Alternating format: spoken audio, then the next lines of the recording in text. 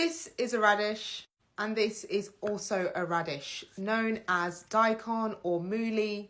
It can grow well over a metre. It's an Asian vegetable known for its distinctive white tubular root. It also looks a bit like a supersized carrot with greenish leaves. It's native to East Asia, but some historians say it's originally from the Mediterranean and the Black Sea coasts. There's also evidence to suggest that it was cultivated in ancient Egypt 4,000 years ago.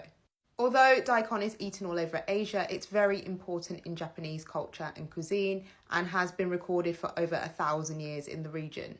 There are over 100 local varieties adding to the cuisine, and many are vanishing and facing extinction.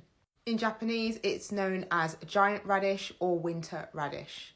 Radishes are part of the Brassicaceae family, which includes cabbage, turnips, kale, watercress, and all of the vegetables you can see behind me.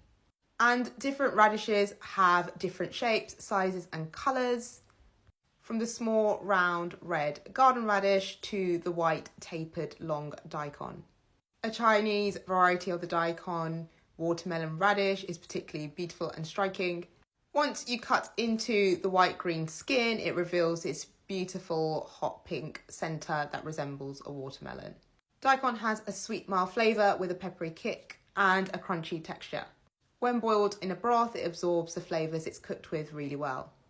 Called suma in Japan, daikon radish strings are one of the best known sashimi garnishes.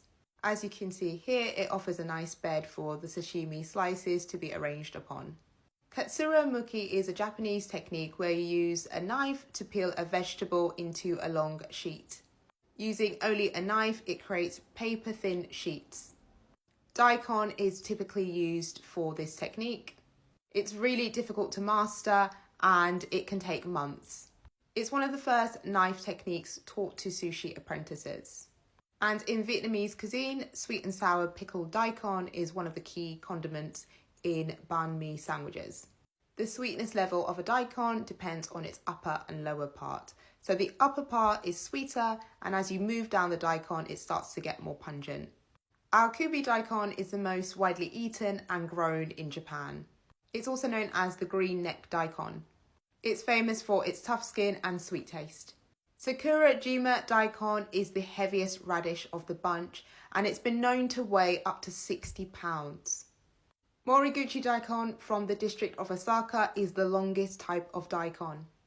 As you can see, it is very long and at times exceeds 1 metre. It can even go up to 2. It has a spicy taste and firm texture.